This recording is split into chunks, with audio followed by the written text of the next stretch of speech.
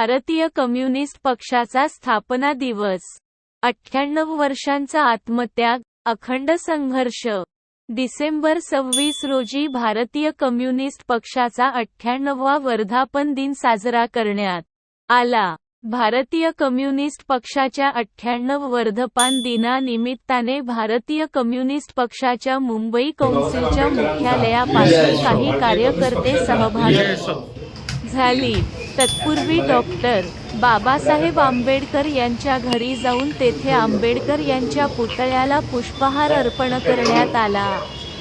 गिरणगाव केंद्रातील लालबाग येथे आज आपण आपली त्याग आणि संघर्षाची परंपरा साजरी करत आहोत. लाल मैदानावर साजरा करण्यात आला. तत्पूर्वी चेंबूर ते लाल मैदान अशी विशाल बाईक रॅली काढण्यात आली. त्यांची आकर्षक आणि उत्स्फूर्त रॅली आकर्षण ठरली. मार्क्सवाद, स्वातंत्र्यासाठी लेनिनवाद आणि देशाच्या साम्राज्यवादविरोधी भूमिकेवर वैयक्तिक संघटनांनी एकत्र येऊन 26 डिसेंबर 1925 रोजी कानपूर येथे पक्षाची स्थापना केली. 1925 पासून आजपर्यंत कामगार, शेतकरी, मजूर, महिला, विद्यार्थिनी आणि दलित घटकांच्या हक्कांसाठी पक्ष हा अखंड संघर्ष करणारा आहे. बलिदान दिले जाते. पण माझं छत्रपती शिवाजी महाराजांचं स्वराज्य कसं होतं तर वामनदादाकडे असं म्हणतात, काल्या राणी तडपत होत तिच्या रूपाचं ऊन, काल्या राणी तडपत होत तिच्या रूपाचं ऊन, अशी देखणी होती एका मुसलमानाची सून, अशी देखणी होती एका सुभेदाराची सून. त्या तरुणीला आई म्हणाला, त्या तरुणीचा सन्मान केला राजा तो शिलवान, त्या तरुणीचा सन्मान केला राजा तो शिलवान. आनंदाने नांदत होते हिंदू मुसलमान, आनंदाने नांदत होते हिंदू मुसलमान, आनंदाने नांदत होते हो मुसलमान. आज जिस पत्थर को पूछकर हमने उस पत्थर को भगवान बनाया और उसी भगवान के खातिर उस पत्थर से एक दूसरे का हम सर फोड़ने के लिए इस्तेमाल करते हैं. जिस आग की शोध इस मानव जाति ने किया और उसी आग में आज मानव को जलाया जाता है.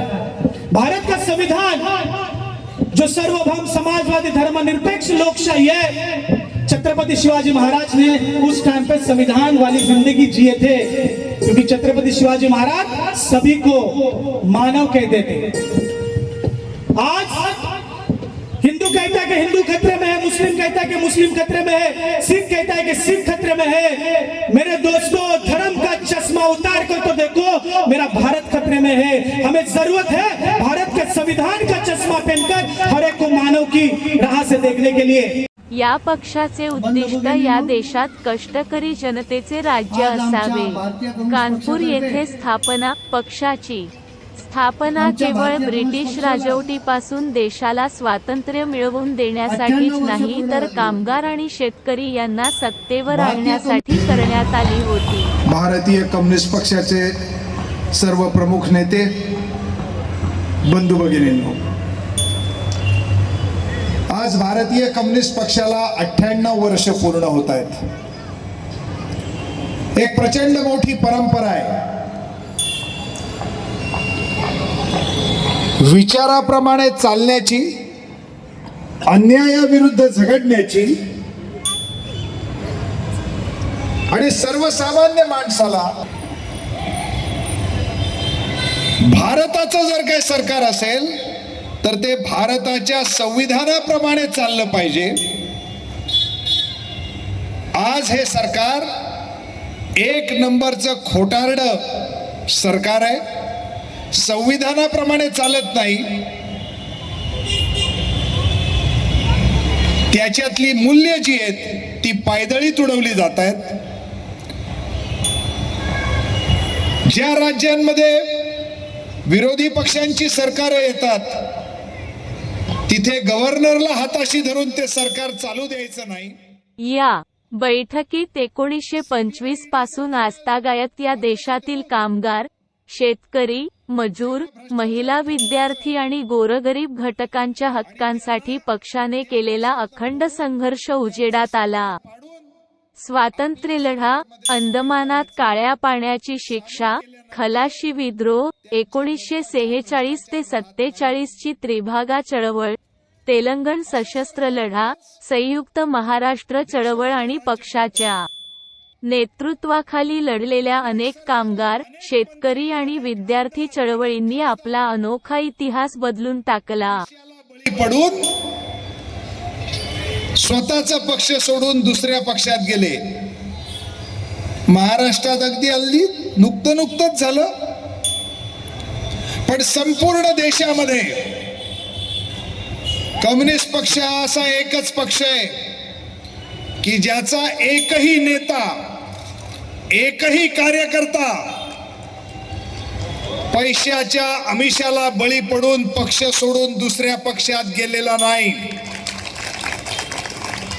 कम्युनिस्ट पक्ष असा एकमेव पक्ष आहे की ज्याचा एकही कार्यकर्ता ईडीला, सीबीआयला घाबरून पक्ष सोडून दुसऱ्या पक्षात गेलेला नाही. सीपीआय हा एकमेव पक्ष आहे की ज्याचा एकही कार्यकर्ता हा आजपर्यंत कुठल्याही जातीय दंग्यामध्ये, धर्माच्या नावाने पेटवलेल्या दंगलींमध्ये कधीही सामील झाल्याची त्याच्यावर एकही केस नाही, असा हा पक्ष आहे. हा पक्ष स्वातंत्र्याच्या लढ्यात होता, अग्रभागी होता. स्वातंत्र्याच्या नंतर लोकांचे प्रश्न घेऊन या स्वातंत्र्याने जी आपल्याला मूल्य रचना दिली, त्या मूल्य रचनेच्या लढ्यामध्ये सामील झाला. अशा या पक्षाला 98 वर्ष होत आहेत. एक काळ असा होता की या लालबागमध्ये हा लाल झेंडा फडकायचा. आज परिस्थिती बदलली आहे, पण बदल हा सृष्टीचा क्रम आहे. सकाळी सूर्य उगवतो, संध्याकाळी मावळतो, पुन्हा दुसऱ्या दिवशी उतरतो. बदल हा होतच असतो. आज आपण संख्येने कमी झालो आहोत, पण ज्या पद्धतीने अन्याय हे सरकार करतंय, त्या अन्यायाचा प्रतिकार करण्याची हिम्मत आणि धमक ही फक्त कम्युनिस्टांच्या मध्ये यावेळी सांगू इच्छितो. काँग्रेस पक्ष सुद्धा धर्मनिरपेक्षता मानणारा पक्ष आहे. आज राहुल गांधी पदयात्रा करतायत, चांगली गोष्ट आहे. इलेक्शन लढवतायत, चांगली गोष्ट आहे. पण त्यांचा विचार हा डळमळीत पायावर उभा राहिल्यासारखा झालेला आहे. 70 वर्षाच्या सत्तेच्या काळामध्ये सत्ता हे प्रमुख आणि विचार हे दुय्यम झाल्यामुळे राहुल गांधी आज ज्यांचा प्रचार करतायत आणि जे निवडून येत आहेत ते 5 वर्ष त्यांच्या पक्षात राहतील याची गॅरंटी राहुल गांधी देऊ शकत नाही, अशी स्थिती आलेली आहे. तेलंगणामध्ये भारतीय कम्युनिस्ट पक्षाचा एकच आमदार निवडून आलेला आहे. तेलंगणात आहे, पण आम्ही मुंबईमध्ये गॅरंटी देतो, काय वाटेल ते झालं तरी तो भाजपमध्ये कधीही सामील होणार नाही, ही गॅरंटी आहे. गॅरंटी तर हल्ली मोदी पण देतात. राजवैभवने जो ट्रक अडवला तो गॅरंटीवालाच होता. मोदींच्या अनेक गॅरंटी आहेत. दरवर्षी 2 कोटी लोकांना नोकरी देऊ, हल्ली त्या गॅरंटी बद्दल बोलतच नाहीत. रुपया डॉलरच्या तुलनेत जेव्हा खाली जात होता तेव्हा जे भ्रष्ट सरकार असेल तेव्हाच रुपया पडतो आणि डॉलर महाग होतो असं मोदी म्हणायचे. मनमोहन सिंगांच्या सरकारपेक्षा आज रुपया अधिक पडलाय, तेव्हा मोदींचं सरकार हे सर्वात भ्रष्ट सरकार आहे असा अर्थ मोदींच्याच वाक्याचा होतो. आज कॉम्रेड बबली रावतने सांगितलं महिलांच्या बाबतीत, अरे ज्यांनी ऑलिम्पिक पदक मिळवलं त्या साधं सांगतायत की हा जो भाजपचा खासदार ब्रिजभूषण शरण सिंग आहे, हा महिला कुस्तीवीरांशी वाईट पद्धतीने वागतो, त्याची चौकशी करा. चौकशीची मागणी होती ना. त्याला जेलमध्ये टाका असे नव्हतं म्हटले, चौकशी करा. पण मोदी सरकार त्याची चौकशी करायला तयार नाही. ज्या दिवशी नवीन पार्लमेंटची उद्घाटन झालं त्या दिवशी हा सद्गृहस्थ आतमध्ये बसलेला होता आणि बाहेर पार्लमेंटच्या बाहेर ज्यांनी ऑलिम्पिक पदक मिळवलं त्यांना पोलीस फरफटवत नेत होते. ही आज स्थिती आहे. मणिपूरमध्ये महिलांना भर रस्त्यात नग्न करून त्यांच्यावरती बलात्कार करण्यात आले. पंतप्रधानांना त्याच्याबद्दल तोंड उघडावं असं वाटत नाही, कारण यांना न्याय अन्याय याच्याबद्दल काहीही वाटत नाही. यांना एकच आहे, सत्ता आणि सत्ता. आज ब्रिजभूषण शरण सिंगचं जे पॅनल निवडून आलं त्याला का आज बरखास्त केलं? कारण निवडणुका आल्या आहेत.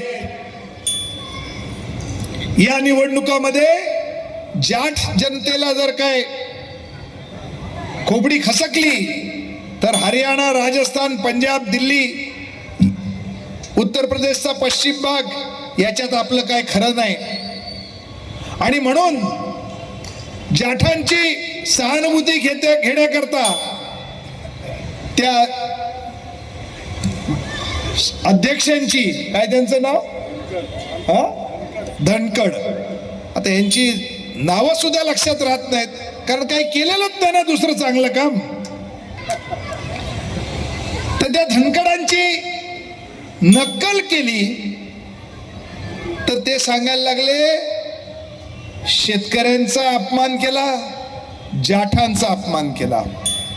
तेव्हा एक तरुण MP आहे, त्यानेच त्या धनखडांना समोर ठेवून विचारलं की जेव्हा जाट शेतकरी आंदोलन करत होते आणि त्यांच्या अंगावर थंडीमध्ये गार पाणी मारत होते तेव्हा तुम्ही गप्प होतात, तेव्हा ते जाट आहे त्याची आठवण नाही झाली तुम्हाला. त्या जाट शेतकऱ्यांना जेव्हा तुमच्या सरकारमधले लोक आतंकवादी म्हणत होते, खलिस्तानी म्हणत होते, तेव्हा तुम्हाला आठवण नाही झाली. तुम्ही शेतकऱ्याचा मुलगा म्हणता, शेतकरी 1 वर्ष रस्त्यात होते, 700 लोक मेले, तेव्हा तुम्हाला शेतकऱ्याची आठवण नाही झाली. आज तुम्हाला असं वाटतंय की जाठांचा आणि शेतकऱ्यांचा अपमान झाला. तो तरुण खासदार पुढे असं म्हणतो की तुमच्या बाबतीत झालं ते सगळ्या समाजाचं. असं होऊ शकत नाही हो. तुम्हाला उद्या एखादा आजार झाला तर सगळ्या समाजाने औषध घ्यायचं का, असं त्याने पार्लमेंटमध्येच विचारलं. राजवैभवने सांगितलं ते खरं आहे, प्रश्न विचारायला शिकलं पाहिजे. पण आजचा काळ असा आहे की ज्यांनी प्रश्न विचारायचे ते TV वाले आणि वर्तमानपत्रवाले गहाण पडलेत या सरकारच्या तिजोरीच्या समोर. वर्तमानपत्रवाले पडले असतील गहाण, पण जनता गहाण पडलेली नाही हे आपण सांगू इच्छितो. जनता गहाण पडलेली नाही. जनतेला तुम्ही भ्रमित करता आहात. जरा काय झालं की भारत पाकिस्तान, जरा काय झालं की हिंदू मुसलमान. अरे तुमची नियत काय? RSS वाल्यांची नियत खोटी नियतवाले लोक आहेत. हे राष्ट्रीय स्वातंत्र्याच्या चळवळीत कधीही नव्हते, आजही आहेत. हे 10,000 रुपये कुठल्याही दिवशी मी खिशात घेऊन फिरतो. 10 RSSच्या लोकांची नावं सांगा की ज्यांनी देशासाठी 1 वर्षाचा तुरुंगवास ब्रिटिशांच्या काळात भोगला. फाशी बिशी तर दूरचं राहू द्या, रिकाम्या मैदानात हापचड्डी घालून काट्या फिरवायचा हाच त्यांचा धंदा होता. हे राष्ट्रीय स्वातंत्र्याच्या चळवळीत ब्रिटिशांच्या विरुद्ध नव्हते, उलट ब्रिटिशांना मदत करत होते. सुभाष बाबू जेव्हा सांगत होते की आमच्या सैन्यात सामील व्हा सुभाष बाबूंच्या, तेव्हा ही RSSची मंडळी काय सांगत होती? ब्रिटिश सैन्यात जावा. यांच्यातला एकही माणूस कधी जेलमध्ये गेला नाही, कारण ते तेव्हा राष्ट्रीय स्वातंत्र्याच्या चळवळीत नव्हते, तेव्हा ते ब्रिटिशांची दलाली करत होते. आज अंबानी अदानीची दलाली करतायत आणि म्हणून अदानी जगात श्रीमंत झाला. मी तुम्हाला विचारू इच्छितो, अदानीचा एक प्रोडक्ट सांगा की जो तुम्ही वापरलाय. चष्मा अदानीचा आहे, हा माईक आहे, हा बल्ब आहे, खुर्ची आहे, गाडी आहे, टेम्पो आहे, ट्रक आहे, काय आहे? हा अडाणी आला कुठून आणि जगातला एक नंबरचा श्रीमंत झाला कुठून? हा अडाणी आला मोदींच्या खांद्यावर बसून, आणि सरकारी मालमत्ता त्याला स्वस्तात विकली जात आहे आणि तो श्रीमंत होतोय, आणि देशाला गरीब करण्याचं कारस्थान मोदी सरकार आज करत आहे. इथे मोदी सरकारच म्हटलं पाहिजे. रफालचं विमान आणलं, चांगली गोष्ट केली. 106 आणायची होती, तुमची गाडी 38 वरच अडकली, 36 वरच अडकली. आणि त्या विमानाचं रिपेअरिंग करायचं कॉन्ट्रॅक्ट तुम्ही कोणाला दिला? अनिल अंबानीला, ज्याला वडिलोपार्जित संपत्ती वडिलांकडनं मिळाली. त्या जेवढ्या दुसरीकडे वाढती महागाई आणि बेरोजगारीकडे दुर्लक्ष करून सर्व विमानतळ अदानीला दिले जात आहेत. दिवाळखोर अनिल अंबानी यांना राफेल विमान दुरुस्तीचे कंत्राट मिळाले आहे. डॉक्टर बाबासाहेब आंबेडकरांनी लिहिलेली राज्यघटना पायदळी तुडवली आहे. भारत कम्युनिस्ट पक्ष प्रत्येक गोष्टीला विरोध करण्याचा निर्धार असून या आंदोलनाला सर्व मुंबईकरांनी पाठिंबा देण्याचे आवाहन नेत्यांनी केले आहे. आणि मेंटेन करण्याचं काम केलं, त्यांचं काढलं. आज हे सरकार लाखो कोटी रुपयांचे व्यापाऱ्यांचे आणि भांडवलदारांचं कर्ज थकीत दाखवून त्याला माफ करताय आणि शेतकऱ्यांच्याकडनं वसुली करताय. शेतकऱ्यांना आत्महत्या कराव्या लागतायत. जो कोणी अदानीचं नाव घेईल त्याची खासदारकी आमदारकी जाते, तो जेलमध्ये जातोय. आज आपण विचार केला पाहिजे. कामगारांचे कायदे बदलले 44. या लालबाग परळ मधल्या लोकांनी लढून ते कमवलेले होते. त्याच्या जागी नवीन 4 कायदे आले. कायदे आले कामगार कायदे. फायदा मालकांना. कामगारांचे सगळे अधिकार काढून घेतलेले आहेत. एकही अधिकार शिल्लक ठेवलेला नाही. असे कामगार कायद्यात बदल केलेत. नाव शेतकरी कायद्यांचं. शेतकऱ्याचा फायदा नाही. सांगत होते शेतकऱ्यांची इन्कम डबल करू. शेतकऱ्यांच्या आत्महत्या डबल झाल्यात. तेव्हा आपल्या समोर वस्तुस्थिती आणली जात नाही, मीडियामधनं आणली जात नाही, वर्तमानपत्र असतील, टीव्ही असतील, त्याच्यातनं आणली जात नाही, बातम्यातनं आणली जात नाही. वर्तमानपत्र आलं नाही आलं की पहिल्या पानावर पान भरून मोदींची जाहिरात. राजवैभव, आपण सगळ्यांनी मिळून भारत सरकारच्या ऐवजी मोदी सरकार लिहून जेवढ्या केवढ्या जाहिराती झालेल्या आहेत त्याचा खर्च भारत सरकार करणार नाही, मोदींकडनं वसूल करा, असं न्यायालयात जायला पाहिजे. न्यायालयात जाऊनही काय फारसं होतं असं न्यायालयानंच वाटत नाही. आणि म्हणून मोदींच्या काळात न्यायमूर्तीच स्वतः प्रेस कॉन्फरन्स घेऊन जनतेच्या समोर आले होते. म्हणजे न्यायमूर्तींना काम करता येत नाही म्हणून ते जातात जनतेच्या समोर, आणि जनतेला पाहिजे ते होत नाही म्हणून जनता जाते न्यायमूर्तींच्या समोर. दोघेही या सरकारच्या धोरणातनं फटका खाल्लेले. पण आपल्याला विश्वास ठेवला पाहिजे तो भारताच्या संविधानावरती. आज हे सरकार आता 10 दिवसाची मुदत वाढवून दिली आहे. महाराष्ट्रामध्ये जे नवीन सरकार झालेलं आहे शिंदेशाहीचं, त्याचं भवितव्य ते नार्वेकर ठरवणार आहेत. सुरुवातीला एकदम 3 दिवसात ठरवलं आणि आता महिनोन महिने झाली तरी ठरवता येत नाही. ठरवता येत नाही, त्यांना ठरवायचं नाहीये. आणि म्हणून जनतेला जागरूक व्हावं लागेल.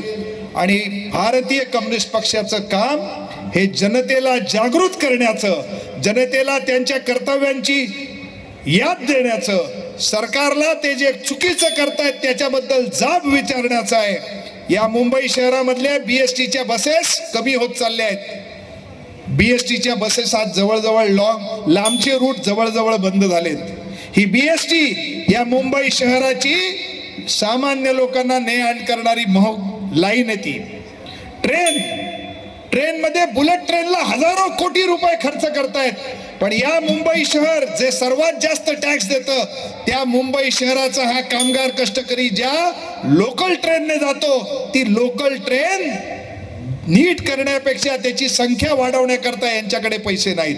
इथला एक ब्रिज पडला, 3-3 वर्ष ब्रिजच बांधतायत. आज मुंबई शहरामधला कष्टकरी, मगाशी प्रकाश रेड्डींनी सांगितलं की तो रस्त्यावरती भाजी विकतोय. का विकतोय? कारण त्याच्या नोकऱ्या गेल्या, दुसरं काही करता येत नाही. वयाची 40, 45, 50 आलेली आहे म्हणून तो भाजी विकतोय. तर मुख्यमंत्री येणार आहेत तर भाजी विकणारे सगळे हलवले जातात. प्रकाश रेड्डीने अतिशय योग्य सांगितलं. आम्हा कष्टकऱ्यांच्यासाठी या मुंबईतला कष्टकरी हाच आमचा व्हीआयपी आहे. या व्हीआयपी ना आम्ही व्हीआयपी मानत नाही. हे प्रश्न लोकांच्या समोर घेऊन जाणं लागणार आहे. या सगळ्या चाळी आहेत जुन्या. या चाळीमध्ये राहणारा जो भाडेकरू आहे त्या भाडेकरूचे प्रश्न आहेत. या मुंबई शहरामध्ये कारखाना काढण्याकरता सरकारने जमिनी दिल्या आहेत. अत्यंत कमी पैशात जमिनी दिल्या आहेत. कारखाना ज्या दिवशी बंद होतो त्या दिवशी सरकारने दिलेली जमीन ही सरकारला परत मिळाली पाहिजे. साधी गोष्ट आहे. पण आजचे हे भ्रष्ट राजकारणी, भांडवली राजकारणी सर्व पक्षात आहेत, पण आजच्या सरकारमध्ये जास्त आहेत. कारण त्यांनी आता नवीन GRच काढलाय की ज्या मालकांना जमिनी दिल्या त्या आम्हाला परत नको. 200 कोटी रुपये एकरचा भाव आहे या मुंबई शहरामध्ये, त्या आम्हाला परत नकोत असं सरकार म्हणतंय. मालकांनी त्या विकाव्यात आणि त्यांच्यावरती आम्ही थोडासा दंड लावू. दंड किती? 200 कोटी रुपयाच्या जमिनी करता 10 लाखाचा दंड. कोण नाही भरणार? अरे साधं पोस्टामधनं आपल्याला पत्र आलं, पाकिट आलं आणि त्या पाकिटाचं वजन जास्त असेल तर सरकार, पोस्ट ऑफिसवाले आपल्याकडनं 5-10 रुपये घेतात की तुमच्याकडे आलेलं पाकिट हे जास्त वजनाचं आहे. अरे तिथे 7 आणि 8 रुपये वसूल करता आणि इथे हजारो कोटींची जमीन जी सरकारची आहे ती तुम्ही भांडवलदारांना देतायत, ते विकतायत आणि त्यांचे विक्रीचे दलाल या मुंबई शहरामध्ये आमदार खासदार होऊन फिरतायत. आणि म्हणूनच या मुंबईच्या महानगरपालिकेमध्ये इलेक्शन्स घेतल्या जात नाहीत. सगळ्यात मोठा जो बिल्डर आहे लोढा, त्याला तिथे बसवलं जात आहे आणि G20च्या नावाने मोदींचे फोटो सगळीकडे लावतायत. एअरपोर्ट, बँक, रेशन दुकान आणि या गल्लीतला टॉयलेट, याच्यात एक गोष्ट कॉमन आहे, मोदींचा फोटो. एअरपोर्टला जा, हसता हुआ निरोनी चेहरा. रेशन दुकानात जा, तिथेही तोच. आता ते कमी झालं म्हणून ट्रकवर लावून गावागावात फिरायला लागलेत. हे आपल्या पैशात नाही, यांचं हे स्टोम चाललेलं आहे. 8,000 कोटी रुपये मोदींचे हे फोटो. तुम्ही पेट्रोल पंपात जा, आपल्याला पैसे जास्त द्यावे लागतात मोदींचा फोटो. प्रश्न विचारूया, या सरकारच्या ज्या फॅसिस्ट प्रवृत्ती आहेत, संविधानाच्या विरुद्ध चालणारं जे काम चाललेलं आहे, त्याला प्रश्न आपण कम्युनिस्ट विचारू शकतो आणि ते विचारले पाहिजेत. आणि येणाऱ्या निवडणुकीमध्ये या सरकारला पायउतार करायचा असेल तर सगळ्या विरोधी पक्षांनी जी इंडिया नावाची आघाडी काढलेली आहे ती आघाडी मजबूत केली पाहिजे आणि ते आपलं राजकीय पहिलं कर्तव्य आहे. अरे किती हे कपाळ करंटे. मोदींनीच घोषणा दिल्या होत्या ना, इंडिया काय ते म्हणले होते, इंडिया जितेगा की नाही काहीतरी म्हणाले होते. आता इंडिया बाकीच्यांनी नाव घेतल्यानंतर एकदम भारत.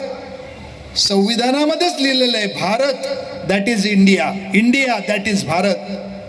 तेव्हा हे खोटारडे लोक आहेत, यांचा सत्याशी कधीही संबंध नव्हता, स्वातंत्र्याच्या लढ्यात नव्हते. हे अंबानी अदानीचे दलाल आहेत आणि या दलालांना प्रश्न विचारून त्यांना पायउतार करण्यासाठी आणि या मुंबईमध्ये ज्या 105 हुतात्म्यांनी आहुती देऊन ही मुंबई महाराष्ट्रात आणली आणि संयुक्त महाराष्ट्र भाषावार प्रांतरचना केली, त्या मुंबईमधनं सगळे धंदे उद्योग धंदे गुजरातला जात आहेत. फॉक्सकॉन सारखा कारखाना मुंबईत येणार होता, तो गुजरातला गेला. गुजरातला फॉक्सकॉन आणि तुम्हाला थिएटरमध्ये मिळतात ते पॉपकॉर्न. तेव्हा या सरकारच्या विरुद्ध आवाज बुलंद करण्यासाठी इंडियाच्या तर्फे आपण पुढे गेलं पाहिजे. आज मोठ्या संख्येने कामगार इथे आलेत. अरे यांचा प्रॉव्हिडंट फंड 15 वर्ष भरला नाही, या भ्रष्ट सरकारने आणि कॉन्ट्रॅक्टरने खाल्ला. आम्ही आज लढलो तेव्हा काल 3 दिवसापूर्वी ऑर्डर झाली आहे की या म्युन्सिपाल्टीतल्या सफाई कामगारांचे, अरे आधी ऐका, त्याच्या आधीच काय टाळ्या वाजवता, 225 कोटी रुपये म्युन्सिपाल्टीला PF खात्यामध्ये भरायला सांगितलेले आहेत. तुम्हाला ते पैसे मिळाले पाहिजेत. आपण लाल बावटा हातात घेऊन त्याच्यासाठी लढणार आहोत. कामगारांना वर्षानुवर्ष किमान वेतन न देता कॉन्ट्रॅक्ट लेबर म्हणून ठरवलं जातं. आपण लढलो. हा लाल बावटा जो जात, भाषा, प्रांत, धर्म याच्यावरनं लढायला शिकवत नाही, तर आपल्या न्यायासाठी लढायला शिकवतो. तो लढा घेऊन 26 वर्ष लढल्यानंतर 4,500 कामगार आपण कॉन्ट्रॅक्ट मधले परमनंट करण्यात यश मिळवलं. हे आम्हाला लाल बावट्याने शिकवलं, हे आम्हाला भगतसिंगाने शिकवलं, हे आम्हाला त्या 105 हुतात्म्यांनी शिकवलं, हे आम्हाला या 98 वर्षाच्या पक्षाने सुचवलं. 2 अजून वर्षांनी या पक्षाचं जेव्हा शतक पूर्ण होईल तेव्हा मला अशी नक्की खात्री आहे की हे मैदान लहान पडेल.